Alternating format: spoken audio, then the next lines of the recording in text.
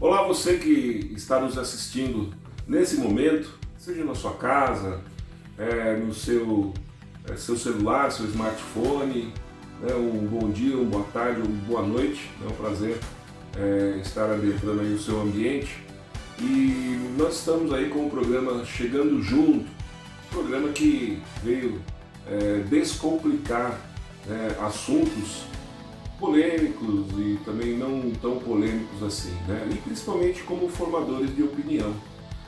A gente já tem aí um tempo com o programa Chegando Junto via rádio e agora um novo formato também direcionado aí pelo YouTube, né? No nosso canal pelo YouTube. Eu sou Edivaldo Ramos, jornalista e radialista já há muitos anos, né? E o Willer, ele é formado em Direito, é advogado e comunicador também, e o âncora, tivemos aí um programa de rádio durante um tempo aqui na nossa cidade e agora a gente vai levando aí pelas mídias sociais. Então é um prazer falar com você e não esqueça da curtida aí, do joinha, é legal de se inscrever também. Gostaria de dar um recado para os nossos ouvintes e telespectadores, né? Porque vão escutar e assistir. Às vezes a pessoa deixa o vídeo correndo e está lavando uma louça, ouvindo, igual eu faço no celular, fazendo as coisas. Uhum. Então, o nosso ouvinte, telespectador aí que vai usar as plataformas de mídias sociais, uma boa noite. Dizer que é uma retomada do programa, de um projeto antigo que eu e o Edivaldo tínhamos. Era um programa regional e mais municipal do que regional, ainda mais que outras pessoas de outros municípios ouviam.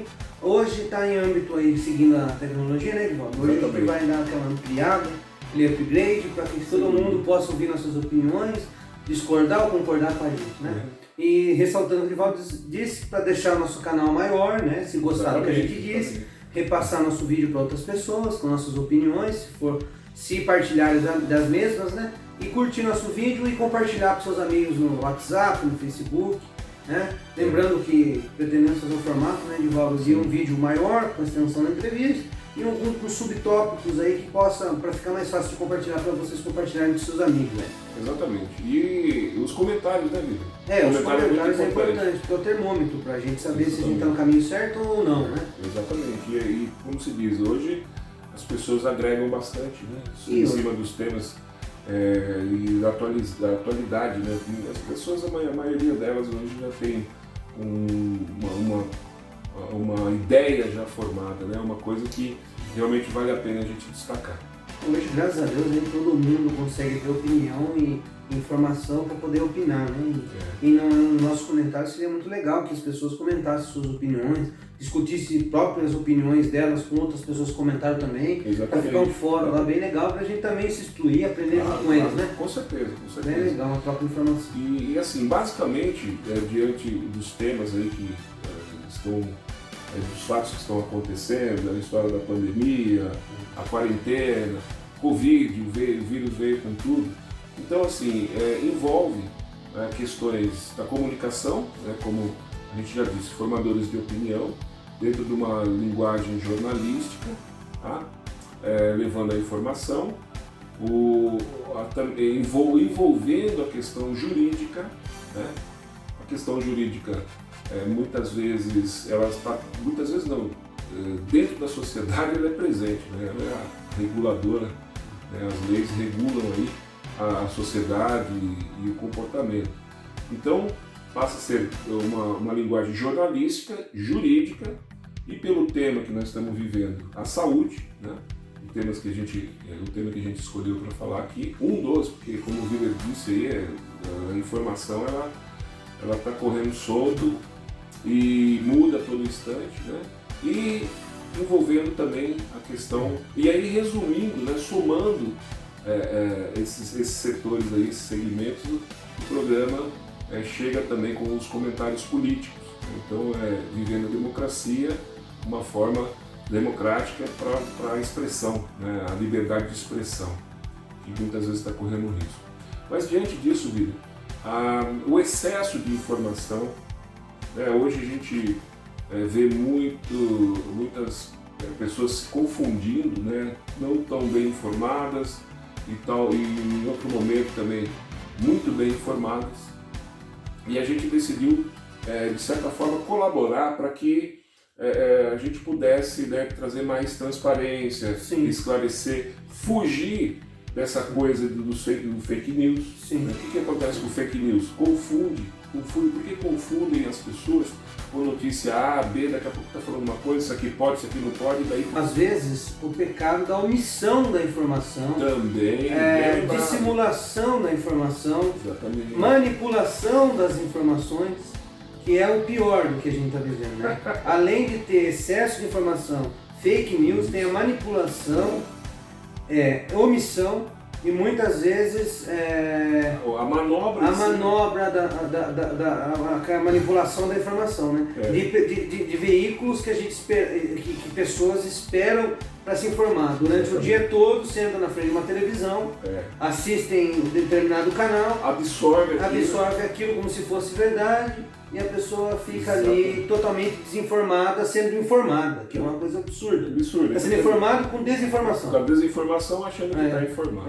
Absurdo. Então, isso daí é um método, né, que a gente conhece bem, que é um método, inclusive, político.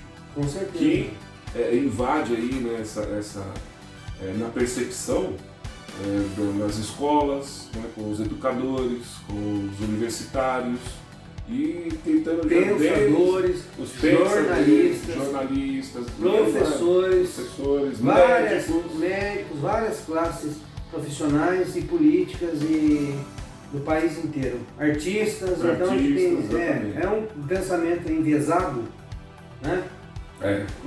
Com todo o sentido da palavra, enviesado, e a gente que está aí, a gente precisa fazer a contrabalança, o contrapeso, né? Balancear a questão, fazer o contrapeso desse lado enviesado, puxar um pouquinho para o outro lado, para que as pessoas que não concordam com aquelas opiniões, ou que só tem aquela opinião para escutar, poder escutar um outro lado. Então a gente está tentando trazer isso para vocês. Exatamente, e para isso a gente tem que usar o nosso lado crítico. Não é crítica de você lançar, né, alguma ideia que não venha colaborar com aquela pessoa que você mais cedo ou mais tarde vai se deparar dentro da sua casa, nas ruas, como está acontecendo, né? A gente vê todo mundo falando sobre um assunto, determinado assunto. Então, a gente, na verdade, tem que buscar uma fonte. Onde é que você busca a sua fonte? Você vai realmente verificar se aquela informação que chegou para você, Facebook, WhatsApp, ela tem, né, veracidade? Quem é que lançou essa informação? Você foi lá pesquisar e saber de onde veio? Você está bebendo água limpa? Bebendo água limpa, exatamente. Vai buscar fonte, está bebendo água limpa? Será que está? Será que está aí? A gente tem esse cuidado, a gente iniciou novamente, né, trouxe o programa com esse cuidado. Sim. E com esse lado crítico, você vai fazer um filtro das coisas. Sim. Como é que você vai filtrar? Primeiro você tem que saber.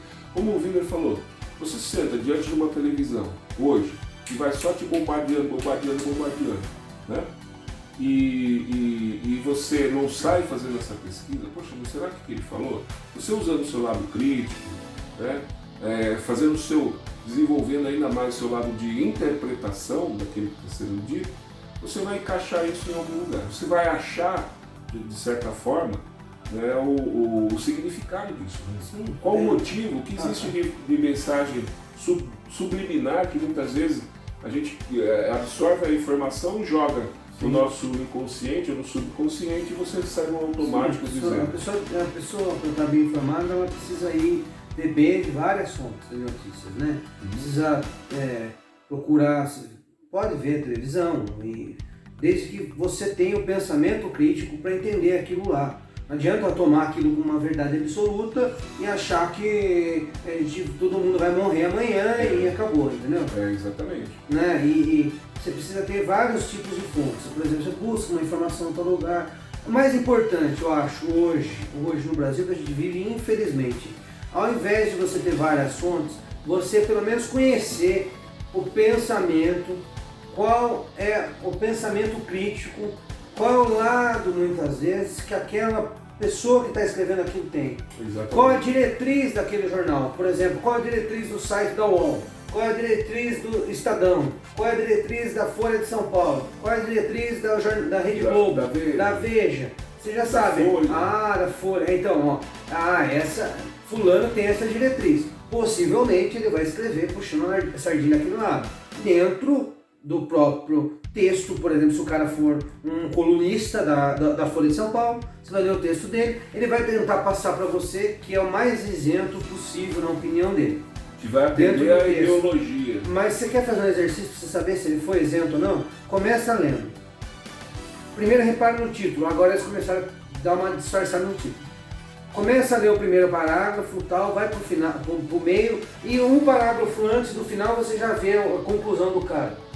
Antes de terminar, você já sabe se ele está enviesado ou não, o que ele está fazendo. Você tem que ter esse senso crítico, senão a gente vai levando para um lado e para o outro. E hoje, Edivaldo, a questão do viés político a gente vai trazer, né? Hoje o tema de hoje é a gente vai falar sobre a OMS, né? E a pandemia, né? E a pandemia. O viés político da pandemia. O viés político da pandemia. E a atuação da OMS, né? Da OMS. A gente vai falar sobre isso, sobre a OMS, né, Guilherme?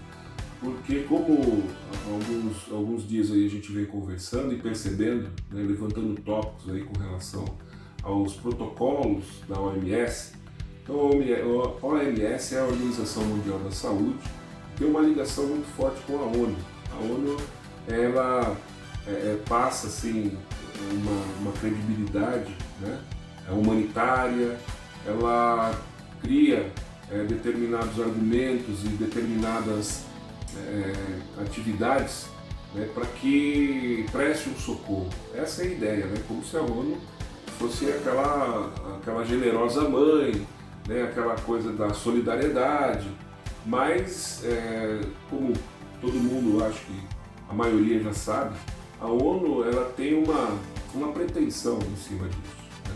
E até a gente estava comentando, olha, cuidado para que esse programa, né, ele não se torne um programa dito conspirador, né? Sim. Uma conspirador, a teoria da conspiração. Mas você está falando isso por causa disso e tal, né? Então você está criando também uma espécie de mais uma informação para desinformar. Para entender a questão da ONU, a gente tem que entender que países não têm amigos, tem interesse. Acabou.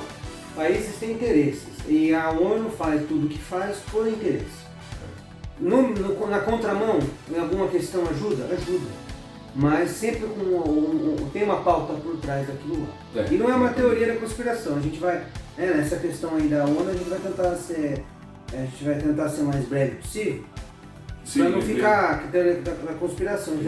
A intenção nossa é trazer para a pandemia, trazer para o cidadão que está em casa, 115 dias já, gente. Estou contando aqui de São Paulo, 24 de março, aí hoje dia 15 de... Hoje é 15 de julho de 2020. 115 dias aí em casa e você está em casa e não entende nada. Cada dia é uma informação diferente, né? Exatamente.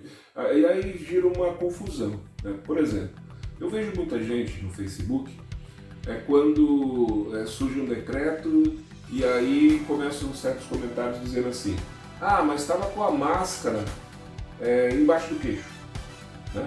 Mas estava com a máscara que deveria evitar de usar em todos os lugares. A máscara passa a ser nesse momento para algumas pessoas, né, um fator de crítica, né, porque uns já sabem que a máscara ela não vai resolver o problema 100%, que daqui a pouco a gente explica para você por quê, né? E aí acaba gerando assim, uma espécie de repulsa por uma outra pessoa. Há momentos que a gente tem que entender que não dá para usar máscara. Como que eu e você faria esse vídeo usando máscara hoje? Exatamente. Como seria o áudio para quem está nos ouvindo? Exatamente. Péssimo. E outra, a expressão facial de quem está falando tem que ser analisada por quem está assistindo no vídeo. Então não dá para usar máscara num ambiente como esse. Cremos aqui que eu e você estamos sadios, estamos convivendo no ambiente, você está se guardando na sua casa. Aí se a gente voltar a gravar um outro vídeo amanhã, nós estamos sadios, né? A gente vai voltar. A gente vai voltar e vai estar sadio, né? Então é assim, mas isso é culpa de quem? É culpa das pessoas que criticam porque querem criticar? É porque geraram toda uma polêmica sobre o assunto. E não tem a diretriz, por exemplo, se você citou a OMS, a OMS não foi incisiva. Ela tinha que tratar do assunto, ela não disse, olha, o uso de máscara é importantíssimo. Começou dizendo, qual que foi a primeira fala do OMS no início da pandemia? o uso de máscara só para pacientes infectados. Exatamente. Daí, então ninguém na população estava usando. Logo após, todo mundo tem que usar máscara. Depois vem dizendo que a máscara agora, a última matéria que você me mandou, a matéria dizendo assim, que o uso de máscara não é 100% eficaz para a prevenção. Uhum. Exatamente. Inclusive, como a gente já citou a questão da fonte, a gente tem assim, o cuidado, né, e a disciplina e a boa vontade de trazer uma informação em cima, pautado agora, por exemplo, na ciência. Mas uma ciência independente, né? Não ciência que trabalha já vinculada ou vendida, né? Ou de certa forma fazer com que as pessoas acreditem naquilo que ela está determinando. Então, resumidamente, a fonte vai ser no meio acadêmico, né? E esse meio acadêmico aqueles que estão no topo, né? A autoridade máxima falando de determinadas coisas. Com relação à máscara aí, o pessoal já não achar, opa, os caras estão sendo contra a máscara aí, né? As máscaras. Não estão sendo contra. Baseado até num estudo do próprio professor Ricardo Felício, que ele é geofísico, né? doutor pela USP, doutor Ricardo Felício, falando o seguinte: as máscaras, baseado, né, em estudos de cientistas norte-americanos e do mundo todo, explicando exatamente por que a máscara não vai te fazer um efeito 100%. Não adianta acreditar em certas coisas no momento que vai realmente determinar o certo radicalismo. Como eu falei, comentando, mas o cara usa máscara, não sei o que lá, você sabe o que você está fazendo? Você sabe se você está usando a máscara corretamente? A partir de agora você vai saber que a máscara não resolve a coisa 100%. Sim. E tem vários fatores. Um deles, o Covid, ele tem aí mais ou menos, baseado nesse estudo profundo, 0,3 micrômetros, certo? 0,3 micrômetros. O que significa micrômetros? Então temos lá a unidade de medida de metro, depois centímetros, milímetros, né? A partir disso daí nós temos decímetros e vai descendo. E aí vai descendo. Micrométricos é uma ínfima parte do metro.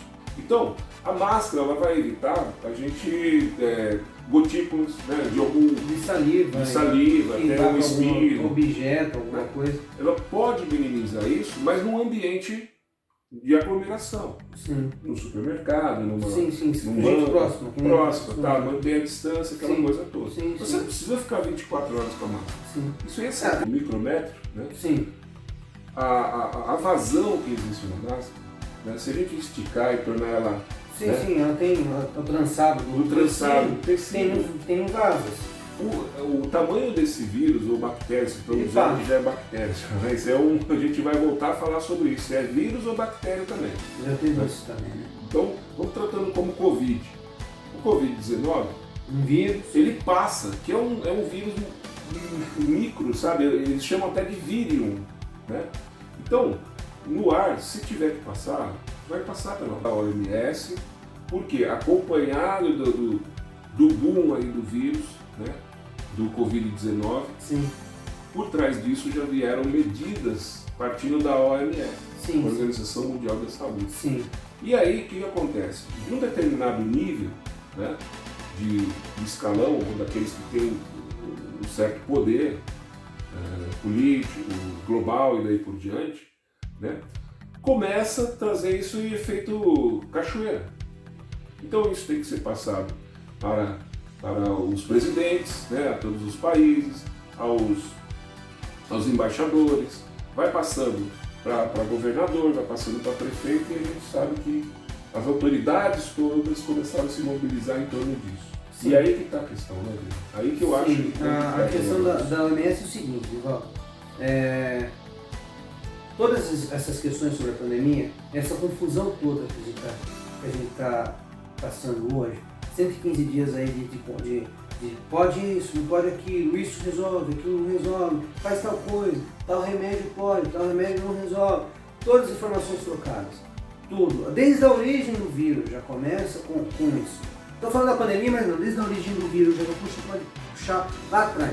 Vem tudo isso à tona, a falta de diretriz da OMS, ou a diretriz mesmo que a OMS está tem. determinando. Sim, a OMS tem viés, tem pauta própria e ficou claro nessa pandemia essa questão. Para começar, Edivaldo, eu sinto em dizer que eu não acredito na credibilidade da OMS. Comigo, a OMS não tem credibilidade nenhuma. Para começar, formam a OMS 194 países. Praticamente todos os países que formam a ONU, com exceção de um estado, Liechtenstein, alguma coisa assim. Esse estado não pertence. E daí tem os estados observadores, que é o Vaticano e mais um estado.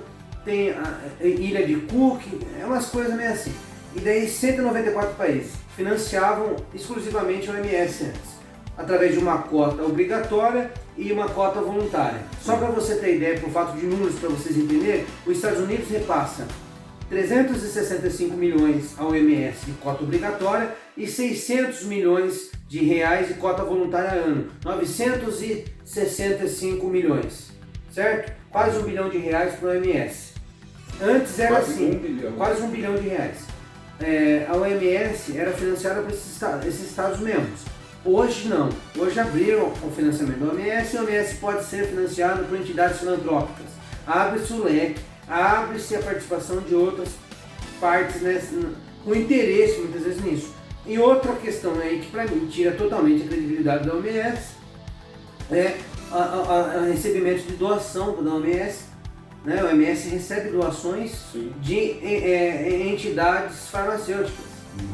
Ou seja, empresas farmacêuticas fabricam medicamentos, doam para o OMS. Agora eu pergunto para quem está ouvindo lá em casa, o brasileiro não é um povo, o brasileiro é esperto, o brasileiro vê longe as coisas. O brasileiro, o povo, o pessoal de fora, o povo estrangeiro, tira o brasileiro de bobo de volta. Mas tem uma coisa que o brasileiro é vivido e esperto. Sim. Para pensar. Vocês acreditariam, por exemplo, que uma organização que recebe dinheiro, financiamento de uma fabricante de medicamento vai se preocupar em produzir e ter a diretriz para a cura daquela doença? De jeito nenhum.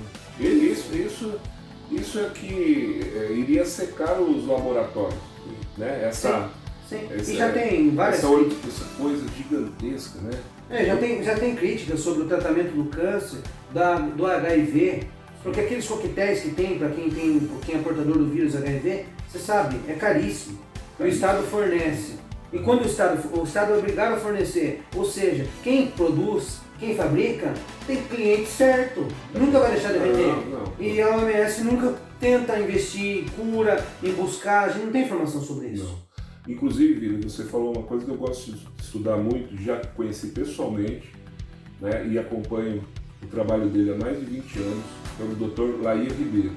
Né? Sim, o Dr. Ribeiro ele já foi ligado diretamente, vice-presidente do grande laboratório aí, e hoje no Brasil ele está fazendo uma revolução, né, com relação a isso.